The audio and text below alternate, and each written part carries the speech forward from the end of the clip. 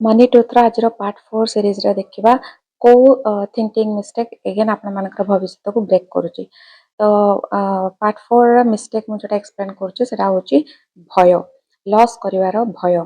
तो बहुत सारा लोक निजर पैसा शायद लॉस हो जबो भाबी कि इन्वेस्टमेंट करंती नाही, से मानको एफडी ही सेफेस्ट ऑप्शन लागे। किंतु इन्वेस्टमेंट न करिवा द्वारा आपण मानकर परमानेंटली आपण माने आपण मानकर फ्यूचर को डैमेज करूछंती। एटा होची ट्रुथ। तेणु एगेन मु कहूँ मार्केट जो फॉल हवा सेटा होची टेम्परारी।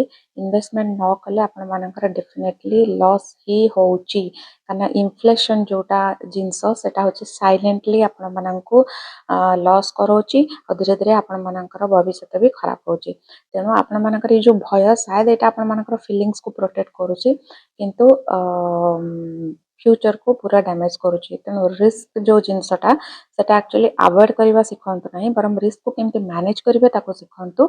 आउ ए जो लॉस रो भय को छाड़ंतु, बरम निजे स्किल अर्न करिकिना निजे सिखिकिना भी निजे रिसर्च करिकिना भी निजर पैसा को इन्वेस्टमेंट करंतु आ गोटे डाइवर्सिफाइड पोर्टफोलियो आज ही बनांतु। तो एई फाइनेंशियल हैक्स में मो चैनल रो सब्सक्राइब करंतु। रहूची जय जगन्नाथ।